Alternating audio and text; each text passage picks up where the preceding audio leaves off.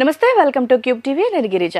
విశ్వవసునామ సంవత్సరంలో ద్వాదశ రాశుల వాళ్ళకి ఏ విధంగా ఉండబోతోంది, ఎలాంటి పరిహారాలు పాటిస్తే మంచిది, ఈ విషయాలన్నీ తెలియచేయడానికి వాళ్ళ మనతో పాటు ఉన్నారు ప్రముఖ జ్యోతిష పండితులు గోనుగుంట్ల సురేష్ బాబు గారు. సో వారితో మాట్లాడి ద్వాదశ రాశుల వాళ్ళ ఫలితాలు ఎలా ఉన్నాయో తెలుసుకునే ప్రయత్నం చేద్దాం. గురువుగారు నమస్కారం. నమస్కారం అండి గిరిజ గారు. గురుగారు, తులారాశికి విశ్వవసునామ సంవత్సరంలో ఎలా ఉండబోతుంది? ఆదాయం, ఖర్చు, రాజపూజ్యం, అవమానాలు ఒకసారి తెలియజేస్తారా గురువుగారు? తులారాశి వాళ్ళకి ఈ సంవత్సరం అంతా పట్టుకుందంట బంగారమే. ఓకే. అదృష్టం ఎవరికైనా ఏ రాశి వాళ్ళకైనా ఉందంటే అదొక తులారాశికి. ఎందుకంటే బాగా ఉన్న సూపర్గా ఉన్న 2-3 రాశుల్లో ఇదొక రాశి. అంటే ఇంకా ఏం చెప్పాలంటే అంత బెస్ట్ కాంబినేషన్ నాకు తెలిసి ఇంక ఉండదేమో. ఎందుకంటే లాస్ట్ ఇయర్ కూడా నేను రాశి ఫలాలు చెప్పాను నేను. ఇయర్ లాస్ట్ ఇయర్ 12 రాసులు, ఈ సంవత్సరం 12 రాసులు, 24 రాసులు, అంటే 24 ఎపిసోడ్లు కలుపుకుంటే ఇది బెస్ట్ ఎపిసోడ్. ఓల్డ్ దాంతో కంపేర్ చేసుకున్నా కూడా ఇదే బెస్ట్ ఇప్పటికి. ఓకే, బాగుందండి. వీళ్ళకి చాలా బాగుంది. ఎంత మంచి రేర్ కాంబినేషన్ రాదు మనకి. చిత్త 3-4 పాదాలు, స్వాతి 1-2-3-4 పాదాలు, విశాఖ 1-2-3 పాదాలంతా మనకి తులారాశి. పేరు బలం కనుక చూసుకుంటే రా, రీ, రు, రే, రో, తా, తీ, తూ, తే చాలా ఫేమస్ పేర్లు మొత్తం ఇందులోనే ఉంటాయి, ఇంక్లూడింగ్ లార్డ్ రామ. అలానే మనకి తా, తూ చాలామంది పేర్లు ఉంటాయండి. ఈ మనకి రూ తోపితే రుక్మిణి. ఓకే, ఇలా చాలా బాగా ఫేమస్ పేర్లు మొత్తం చాలామంది ఇందులోనే ఉంటూ ఉంటారు మనకి. తర్వాత ఇందులో మనకి వీళ్ళకి ఆదాయం 11 అండి, వ్యయం 5. అలానే రాజ్యపూజ్యం 2, అవమానం 2 ఈక్వల్. మనకి పెద్ద ఇబ్బంది పెట్టేవాళ్ళు ఉండరు. అయితే మనకి గ్రహస్థితిని బట్టి మనం చూసుకుంటే వీళ్ళకి శని ఎక్కడున్నారండి? మీనరాశిలో ఉన్నారు. గురువు వచ్చేటప్పటికి మిథున రాశిలో ఉన్నారు.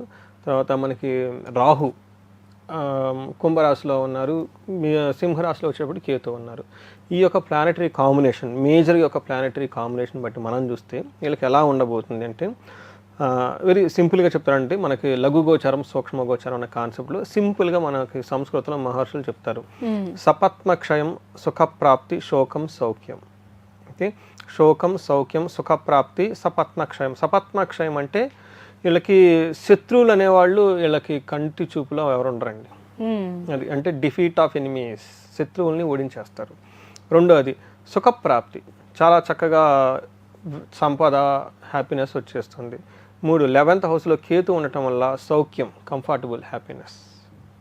నెక్స్ట్ ఇవన్నీ బాగున్నాయి కదా. కొంచెం 5వ ఇంట్లో రాహు ఉండటం వల్ల ఏం చెప్తారంటేనండి కొంచెం శోకం. ఇది కూడా వీళ్ళ స్వయం కృత అపరాధంతో సంఘటనలు జరుగుతాయి.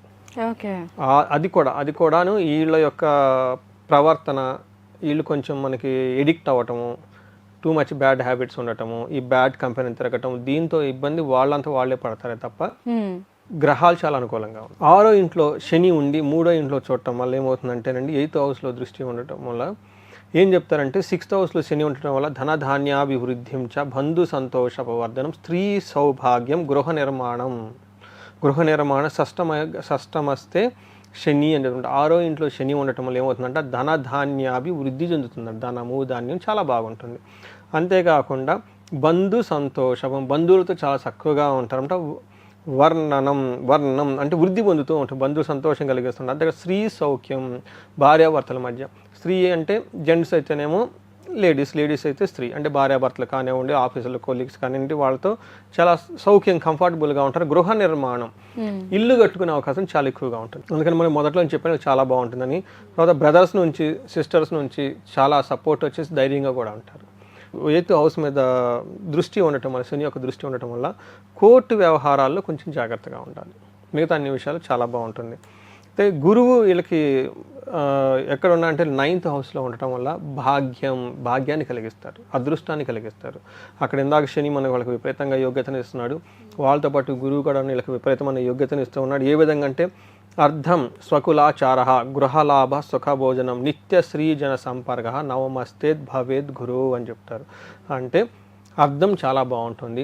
స్వకులాచార, వాళ్ళ యొక్క తల్లిదండ్రులు, వాళ్ళ యాన్సిస్టర్స్ ఫాలో అయ్యే సిస్టమ్స్ అన్ని పాటించడం, గుళ్ళు గోపురాలు తిరగటం చేస్తూ ఉంటారు. గృహలాభం, ఇంటికి సంబంధించిన అగైన్ లాభం. ఇందాకేమని చెప్పారు, శని వల్ల గృహం కడతారని చెప్పేసి ఇప్పుడు గృహ లాభం చూపిస్తుంది. సుఖభోజనం, చక్కగా భోజనం, నీకేం కావాలండి మనిషికి? డబ్బులు వస్తున్నాయి, ఇల్లు వస్తుంది, బాగుంది. అందుకని నిత్య స్త్రీ జన సంపర్క అంటే వీళ్ళు always surrounded by with lot of women if they are gents. Ladies అయితే they are all surrounded by good people, మనుషులతో ఉంటారు. ఓకే. మనకేమంటారంటే గుడ్ హెల్త్ బాగుంటుంది. పిల్లలకు సంబంధించిన విషయాల్లో చాలా హ్యాపీగా ఉంటారు. అంటే చాలామంది పిల్లలు లేని వాళ్ళు ఈ టైంలో పిల్లలు పుట్టే అవకాశం ఎక్కువగా ఉంటుంది. మూడో ఇంట్లో వచ్చేటప్పటికి ఏం చెప్తారంటే కేతు 11th హౌస్లో ఉండడం వల్ల విపరీతంగా వీళ్ళకి యోగ్యతను తీసుకొని వస్తూ ఉంటారండి. ధన ప్రవాహం బాగుంటుంది. శత్రువులు అంటే వీళ్ళకున్న creative talent, singing, writing, communications ఇవన్నీ కూడా చాలా అనుకూలిస్తాయి అన్నమాట.